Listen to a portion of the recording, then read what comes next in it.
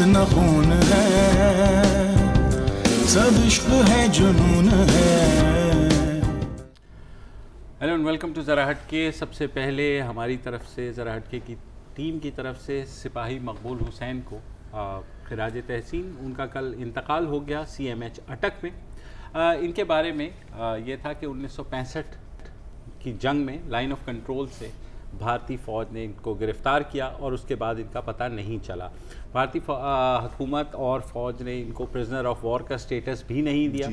और उसके बाद कोई सन 2005 में जब प्रिजनर स्वैप हुआ पाकिस्तान और भारत की हुकूमतों ने के दरमियान, तो ये वाघा बॉर्डर से पाकिस्तान इनको लाया गया और इनसे जब बात की गई तो ये बोल नहीं सकते थे। तो इन्होंने एक कागज़ पेंसिल मंगवाया और उस पर अपना जो सिपाही का उनका नंबर था जो था 335139 वो लिखा। और उसके बाद फिर ये बात खुली कि जब वो वहाँ गए उन पर तशद्दुद हुआ और ये भी कहा जाता है कि उन्हें कहा गया कि आप पाकिस्तान मुर्दाबाद का नारा लगाएं, तो उन्होंने उससे इनकार किया तो उनकी ज़बान काट दी गई। और ये भी कहते हैं कि उसके बाद उन्होंने उसी खून से दीवार पर पाकिस्तान जिंदाबाद लिखा था। एक पूरी मिनी सीरीज़ बनी थी। हाँ, सिपाही मकबूल हुसैन, गाजी मकबूल हुसैन PTV ने बनाई, PTV पर हैदर इमाम रिजवी साहब ने वो डायरेक्ट की थी और बड़ी उस ज़माने में मशहूर हुई थी, अप्रैल 2008 में। इनका ताल्लुक़ आज़ाद कश्मीर के इलाके तराल खल से था और आज चकलाला गैरजन जो रावलपिंडी से मुल्हका है वहाँ पर इनकी आखिरी रसूमात हुई और उसमें chief of army staff general Bajwa और दीगर जो सीनियर फ़ौजी अफसरान थे वो भी शामिल हुए। और आपने ख़बरों में भी बहुत सुना, सब ने इनको खिराज तहसीन किया। अल्लाह इन्हें जन्नत नसीब करे।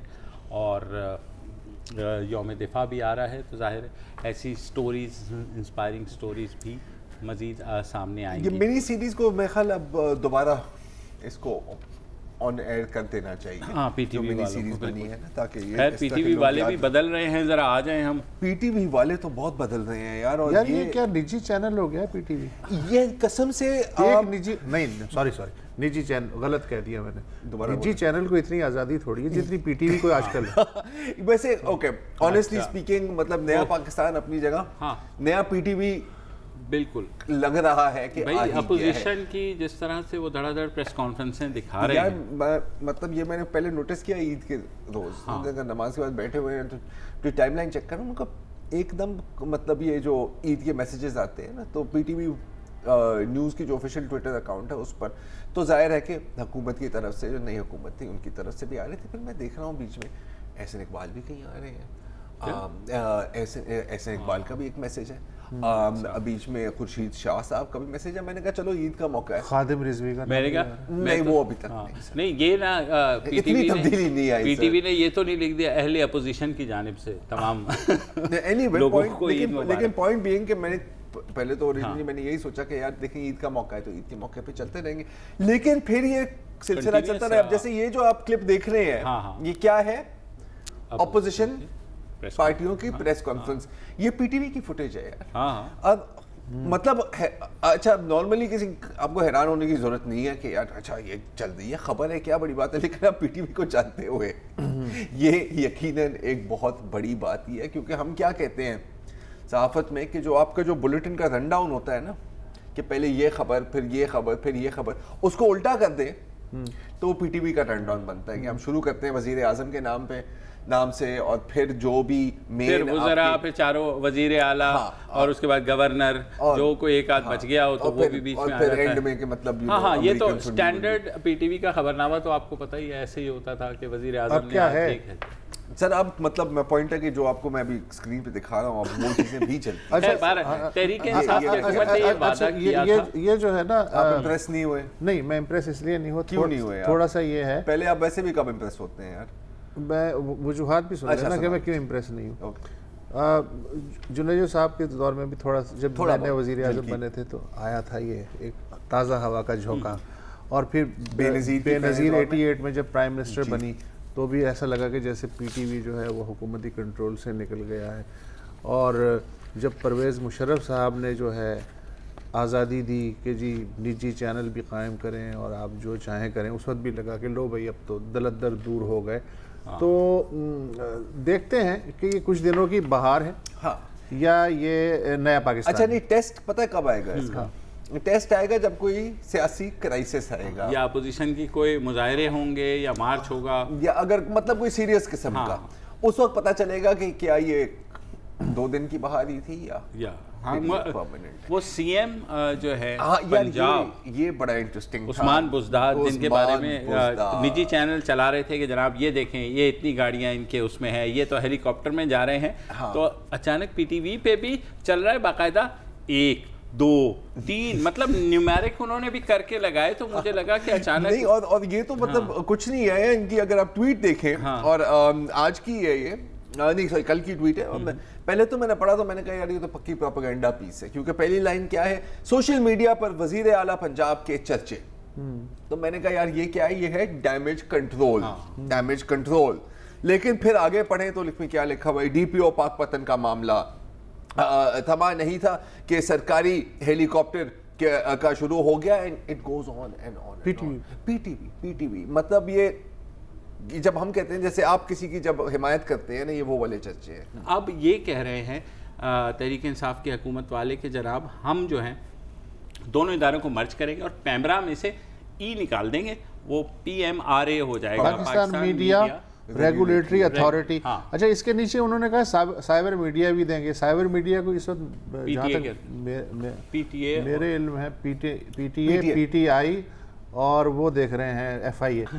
اچھا پی ٹی آئی بھی دیکھ رہا ہے آپ خیال، وہ تو دیکھ تو نہیں رہا، وہ تو مطلب فائر کر رہے ہیں، یوز کر رہے ہیں. تو یہ سائبر میڈیا کو بھی اسی اتھارٹی کے اس میں لے آئیں گے. FIA کا سائبر ونگ الگ دیکھتا ہے. اچھا یہ جو ہے آج میں ابصار عالم کا ایک انٹرویو پڑھ رہا تھا BBC کے اوپر، انہوں نے دیا، انہوں نے کہا یہ ہم بھی یہ سوچ رہے تھے اور ہم نے بھی ایک اسٹڈی کرائی تھی برطانیہ کی طرز پہ. برطانیہ میں پیمرا کی جگہ وہاں ہوتا تھا ایک آف کام جو 800 چینل کو دیکھتا ہے، اور اس کے جو لوگ ہیں وہ ہماری ایگزسٹنگ پیمرا سے کم ہیں جو کہ صرف 40 چینل دیکھ رہی ہے، اور لیکن وہ بہت افیکٹو ہے اور وہ پینلائز بھی کرتے ہیں. مسئلہ وہاں پر آیا 2014 میں جب برطانیہ میں کیبل آپریٹرز کو کون کنٹرول کرتا ہے؟ وہاں کیبل ڈائریکٹ ٹو ہوم ہے سر، آپ ماڈل ہو جائیں، آپ DTH چلتا ہے وہاں پہ. کیا ہو گیا جب پرنٹ میڈیا کی بات آئی تو وہاں پر آپ کو پتہ ہے 2014 میں نیوز آف دا ورلڈ کا فون ہیکنگ اسکینڈل ہوا، بہت مشہور، اور اس پہ جو ہے نیوز آف دا ورلڈ جو 115 سالہ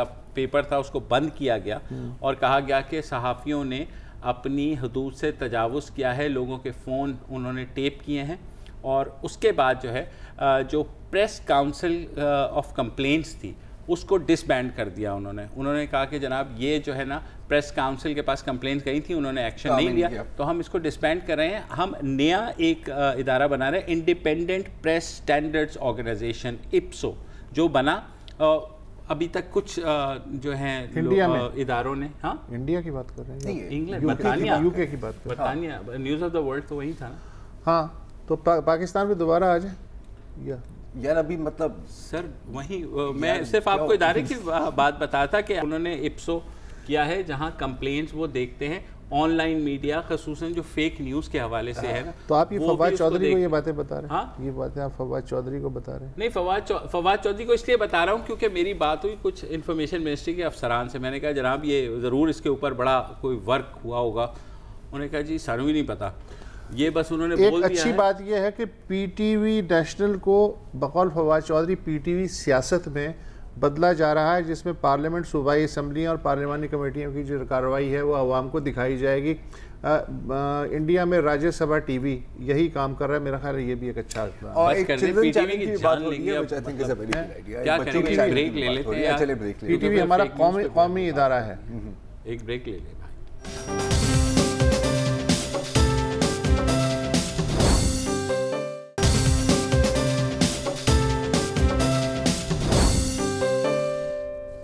ویلکم بیک. ہم بات کر رہے ہیں اس ادارے کی جو حکومت نے کہا ہے کہ اب بنے گا پیمرا، اور جو کاؤنسل، پریس کاؤنسل ہے اس کو ختم کر کے، اور یہ ادارہ نہ صرف الیکٹرانک کو دیکھے گا بلکہ آن لائن میڈیا اور آن لائن جو نیوز چلتی ہے اس کو بھی دیکھے گا.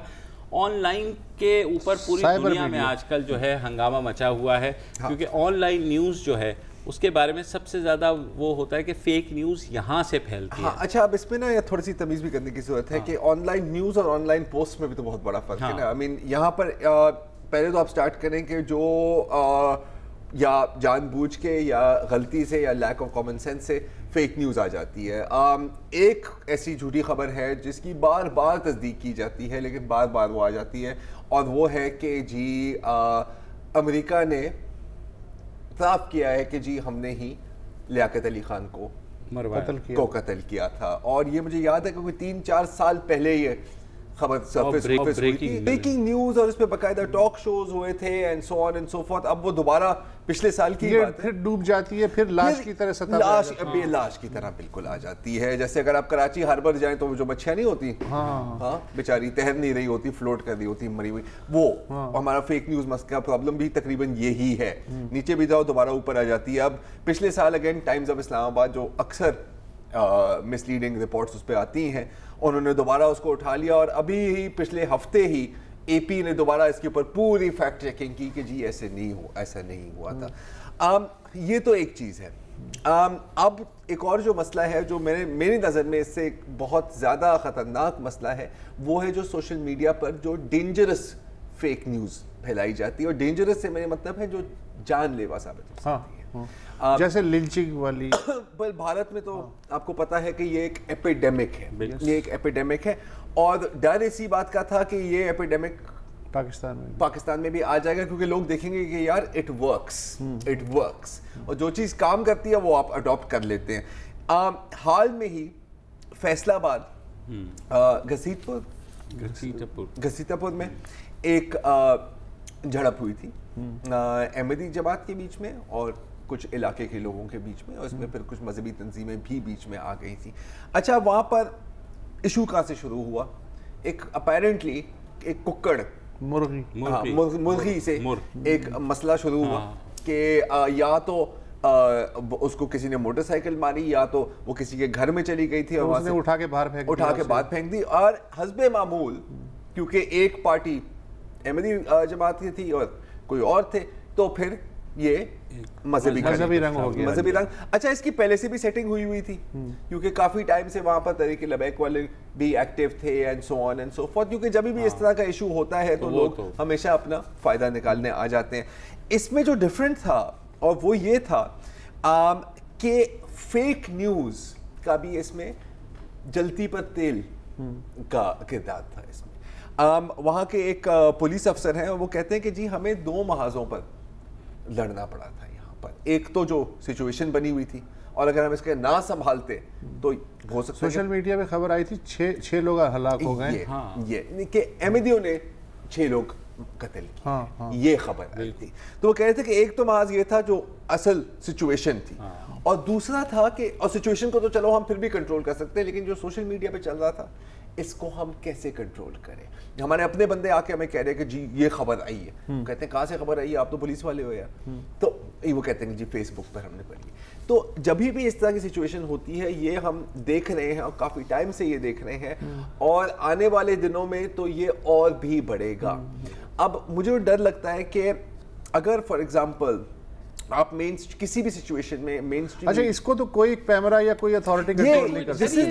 یہ تو انٹرنیشنل مسئلہ ہے نا. امریکہ میں کیا ہوا دیکھیں نا, فیک نیوز کا ٹرمپ کے الیکشنز کے بعد بھی اب فیس بک, گوگل, سب کے سب اس کے اوپر لگے ہوئے کہ کس طریقے سے ہم فیک, اور وہ کہہ رہے ہیں بھائی صاحب ہم نہیں کنٹرول. یار یہ ابھی میں پڑھ رہا تھا کہ فیس بک نے نا پچھلے سال بڑے مطلب دھوم کے ساتھ کہا کہ جی اب ہم بس فیکٹ چیکرز اور ہم تھرڈ پارٹی بھی لیں گے, یہ وہ. تو تھرڈ پارٹی والے کے انٹرویو کر دیتے ہیں, تو کہا یار کوئی کام نہیں ہوا, یہ ایک پبلک ریلیشن سٹنٹ تھا. اچھا یہ مت کہیے گا کہ آپ پی ٹی آئی میں شامل نہیں ہو گئے. میں نے نہیں اس پہ ہم آئیں گے ابھی نا, ایک سیکنڈ پہلے میں آپ کو ایک انگریزی اخبار میں سر وہ اس کی بھی میں آپ کو بیک گراؤنڈ دے دیتا ہوں نا کہ وہ کیسے ہوا تھا. اب اگین فیکٹ چیکرز نے کہا کہ سر معاف کرتے ہیں. انڈیا میں کیا ہے ان لوگوں نے کہ کیونکہ وہاں پر فیک نیوز کا ایک ایپیڈیمک ہے اگین, تو وہاں پر فیکٹ چیکنگ سائٹس بھی بہت ہیں, جیسے بوم لائیو ہو گئی, جیسے آلٹ نیوز ہو گئی, جیسے ایس ایم ہوکس لیئر ہو گئی. بہت اچھا کام کرتے ہیں, ان کے ساتھ پارٹنر کر رہے ہیں. لیکن اب ایک اور نیا مزیدار طریقہ بھی آ گیا ہے لوگوں کو فیک نیوز پھیلانے کا, اور اس کا شکار بنے فیصل واوڈا صاحب. اور یہ بھی میرے خیال عید کے 2-3 روز بعد ہی تھی کہ ایک اسکرین شاٹ آیا اگر یہ اسکرین شاٹ اسکرین پر آ رہا ہے, اتنا ہی ہے یہ اسکرین شاٹ جتنا آپ دیکھ سکتے ہیں, اور اس میں لکھا ہوا تھا کہ Faisal واؤڈا withdrawal Sindh High Court a petition against alleged corruption in Karachi Metropolitan Corporation, کیونکہ فیصل واؤڈا نے اس کے اوپر کیونکہ ان کے ایکشن لیا تھا, تو اس نے کسی نے اس کو یہ دکھائی, تو ظاہر ہے وہ تب گئے, انہوں نے کہا کہ یار یہ اگر یہ اسکرین شاٹس اصل ہے, اور شکر ہے انہوں نے کہا کہ اگر یہ اصل ہے تو میں تو ایکشن لوں گا. اچھا انہوں نے تو بعد میں یہ چیز ڈیلیٹ کر دی, لیکن نیچے جتنے بھی کامنٹ تھے کہ shame on you, shame on you, shame on you, اور ڈان کا ٹھپا لگا ہوا تھا, لیکن ورڈنگ غلط تھی.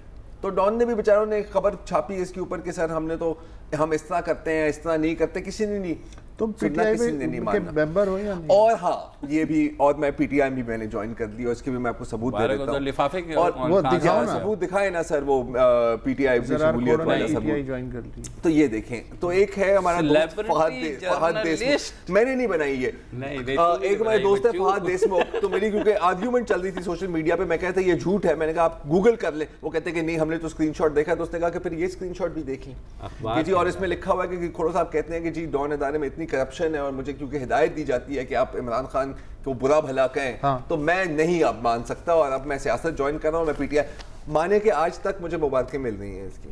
اچھا آج تک, مطلب آج تک آزاد صحافی. لیکن اس میں حرج کیا اگر تم پی ٹی آئی جوائن کرو؟ میں کر لوں گا سر, اگر آپ سر اس نے یہ انڈر کور ایران کا ملٹری چیف بنا ہوا ہے, آپ نے وہ نہیں دیکھا ہوا, مطلب کیا ہو گیا؟ ان کو نہیں پتا وہ کتنے کام کرتے ہیں. ایران کا جو ملٹری چیف ہے وہ یہ اکثر جب جاتا ہے نا چھٹیوں پہ تو ایران نکل جاتا ہے. اچھا اب یہ ایک اور جلدی سے میں بتا دوں کہ کچھ ممالک میں قوانین آئے ہیں فیک نیوز کے خلاف, جیسے ملیشیا میں, لیکن مسئلہ اس میں کیا ہے کہ حکومت آپ کو بتائے گی کہ فیک کیا ہے اور ریئل کیا ہے, ٹھیک ہے نا, سو دیر از نو سولوشن ہے, یہی تو نہیں سمجھے تو بریک لے لیں.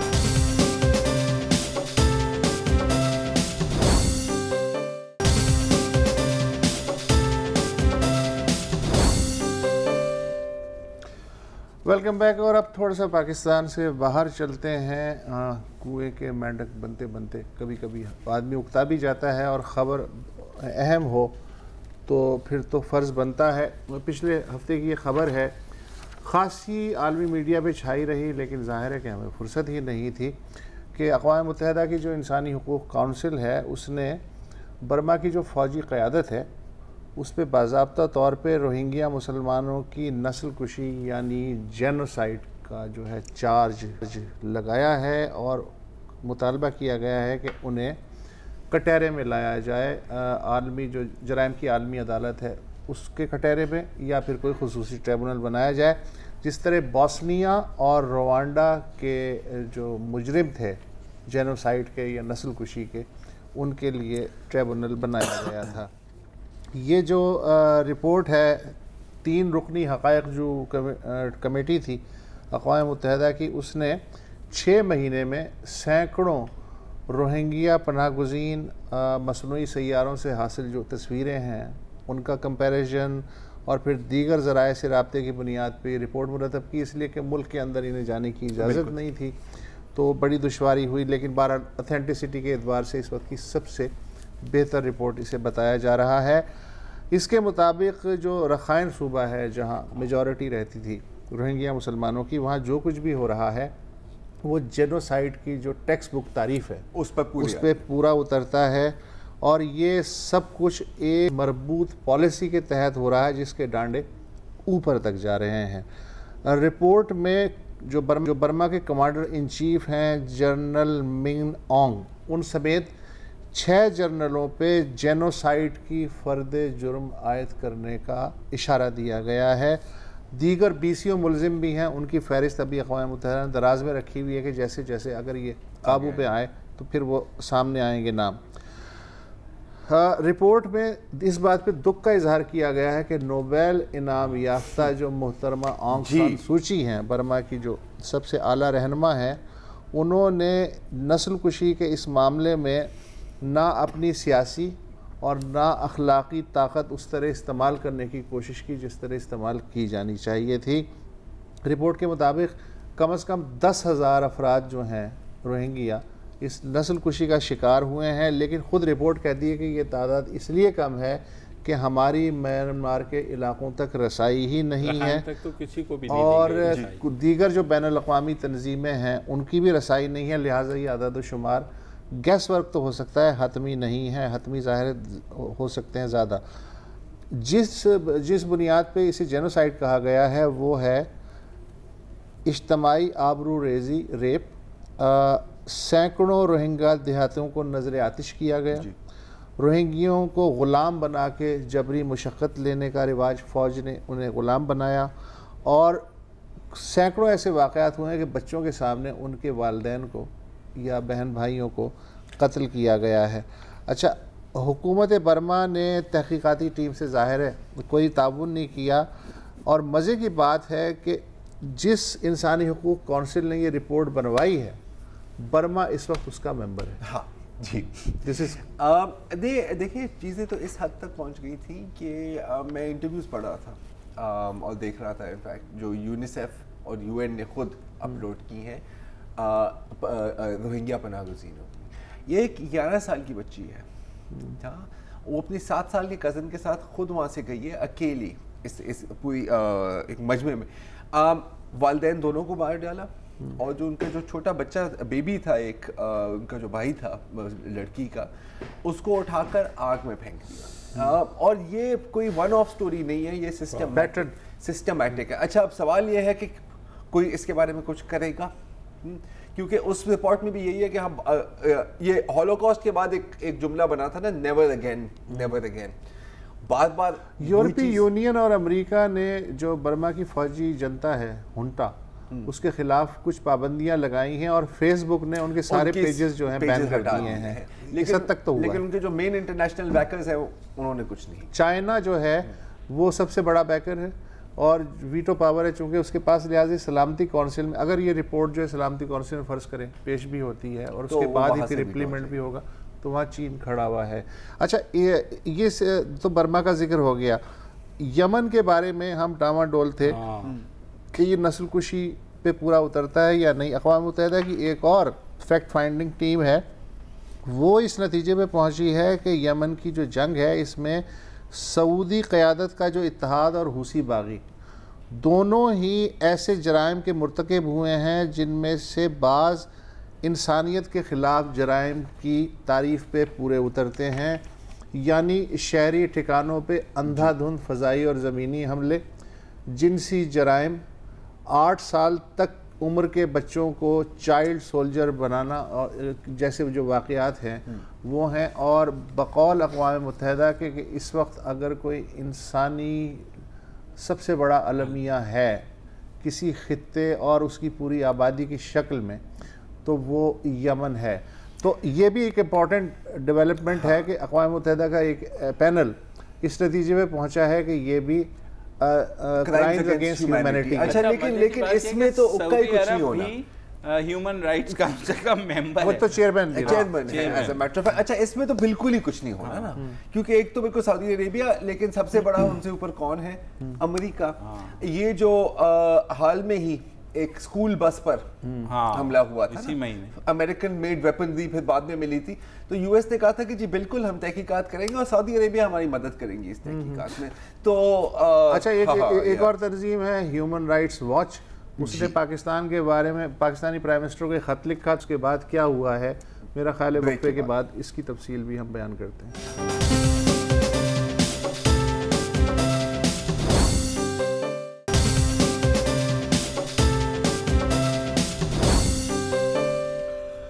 Welcome back. انسانی حقوق کی بات ہو رہی ہے۔ پچھلے سیگمنٹ میں ہم نے برما کا اور یمن کا ذکر کیا۔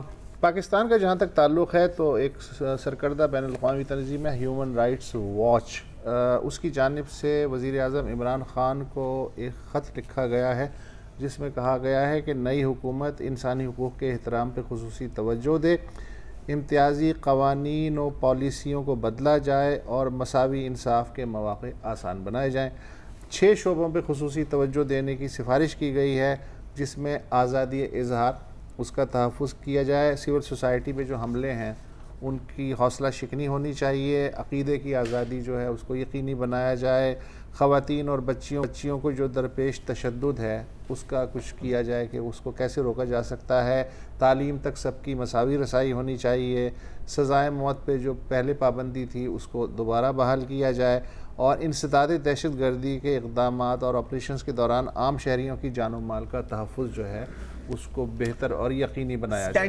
اسٹینڈرڈ یہ ریکمنڈیشنز ہیں، جب بھی کوئی نئی حکومت آتی ہے تو اس کو ایک کسٹمری لیٹر لکھ دیا جاتا ہے کہ جناب وہ پرانا ہی پڑا ہوتا ہے۔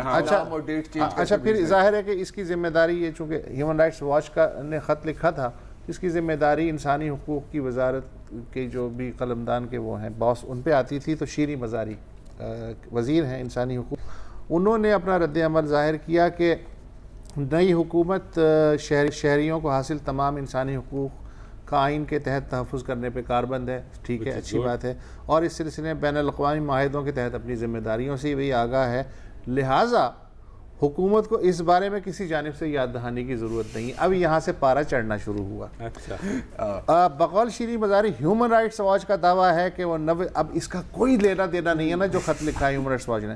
ہیومن رائٹس واچ کا دعویٰ ہے کہ وہ 90 سے زائد ممالک میں انسانی حقوق کی صورتحال پہ نظر رکھتی ہے۔ مجھے امید ہے کہ اس کی نظر مقبوضہ کشمیر اور فلسطین میں انسانی حقوق کی وسیع تر پامالیوں پہ بھی ہوگی۔ ان دونوں خطوں کے بارے میں اگر کوئی مانیٹرنگ رپورٹ ہے تو میں اسے بھی پڑھنا چاہوں گی۔ اچھا یہ ہے اور یہ اچھا یہ صرف ٹائٹلز ہیں۔ دیکھیں اب پتہ مسئلہ کیا ہے یار، یہ اگین یہ اسٹینڈرڈ پروسیجر ہوتا ہے، کسٹمری۔ اس کا اچھا کوئی کسی ہمیں ڈانٹا نہیں ہے ان لوگوں نے کہ آپ لوگ بہت برے ہیں، آپ یہ کر رہے ہیں، مطلب یونائٹڈ نیشنز کو سینکشن لگانے چاہیے، نہیں ایسی کوئی بات نہیں ہوئی، سفارشات پیش کی۔ آپ کہیں کہ اچھا اور تمام سفارشات ٹھیک ہے، ہاں بالکل صحیح ہے یار، کون ان پہ اعتراض کر رہا ہے؟ یہ خبر نہیں ہے، اس کو خبر بنایا گیا ہے، اور خبر کیوں بنایا گیا؟ ڈاکٹر صاحبہ نے خود ہی بنایا۔ تو جہاں تک ہیومن رائٹس واچ کی بات ہے، اور بالکل ہم سب کو بہت برا لگتا ہے نا ایمنسٹی یا کوئی بھی ہمارے بارے میں کچھ بھی ہاں اچھا ہمارے مخالفین کے بارے میں کہیں تو بڑا اچھا لگتا ہے۔ اگر مقبوضہ کشمیر کے بارے میں آ جائے نا، مقبوضہ کشمیر، اچھا وزارت خارجہ بھی خیر مقدم صرف کرے گا، آپ اس سال کی بات کریں اور صرف ہیومن رائٹس واچ کی اگر بات کریں تو 6.5 منٹ کی گوگلنگ کی آپ کے بھائی نے صرف، مطلب فواد چودھری کے بیچ میں چائے بھی پی تھی نا تو تھوڑا ٹائم لگ گیا۔ تو 29 مئی کو وہاں Meenakshi Ganguly south Asia director ہیں ہیومن رائٹ واچ کی، یہ ساری ان کی ویب سائٹ پر ہیں، Kashmiris need justice not just development, اور پوری لسٹ دی ہوئی ہے جو بھی تشدد ہوا ہے، ٹھیک ہے۔ 6 اپریل کی اگر آپ بات کر لیں کہ اگر آپ کو امن چاہیے کشمیر میں تو سب سے پہلے آپ اپنی سیکیورٹی فورسز کی ابیوزز کو کنٹرول، یہ ہیومن رائٹس واچ، یہ human rights watch Shireen Mazari کو پتہ نہیں تھی بالکل۔ 14 جون آپ کو یاد ہے کہ ایک یو این کی رپورٹ آئی تھی مقبوضہ کشمیر پر، اور بہت ڈیمنگ تھی، اس کو ہم نے کور بھی کیا تھا، کافی کمپریہنسولی کور کیا تھا، اور ظاہر ہے کہ بھارت نے کہا یہ سب جھوٹ ہے اور تم لوگ سب جھوٹے ہو اور پتہ نہیں کتنے میں بک گئے ہو۔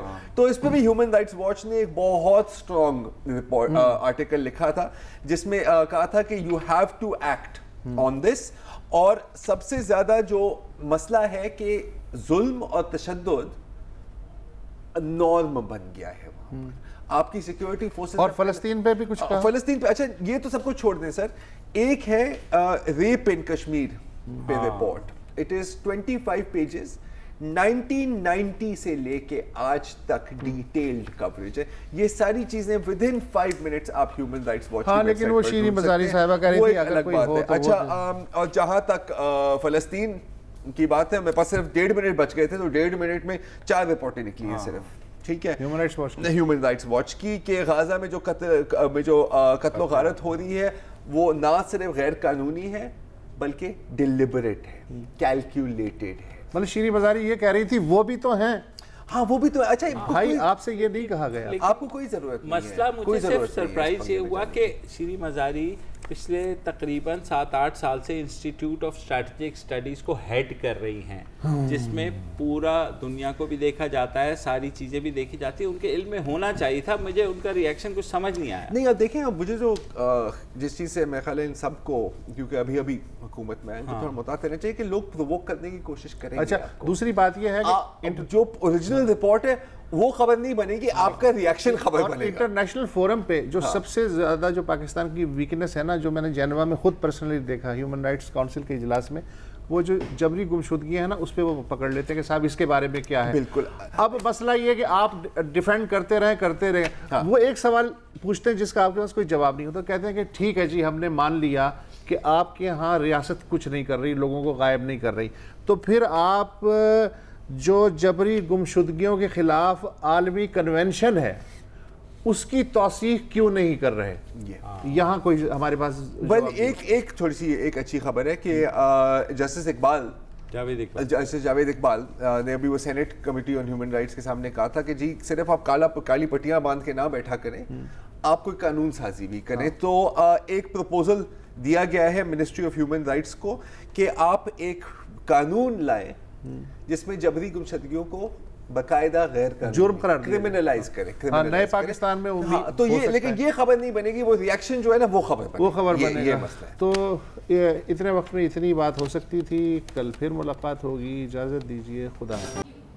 السلام علیکم. اگر آپ کو ہمارے شو پسند آیا ہے تو پلیز ہمارے یوٹیوب چینل کو سبسکرائب کریں, اور اگر مناسب سمجھے تو اس ویڈیو کو لائک بھی کر لیں, تو کوئی حرج نہیں ہے, اور شیئر بھی کر لیں اور کمنٹ بھی کر دیں, ورنہ وہ سب ایسے ہی لکھتے رہیں. اور یہ جو دونوں کہہ رہے ہیں یہ کر لیں جی پلیز, نہیں تو ہمیں بھی گھر جانا ہے, میں آپ کے کمپیوٹر میں نہیں رہنا 24 گھنٹے. صحیح بات.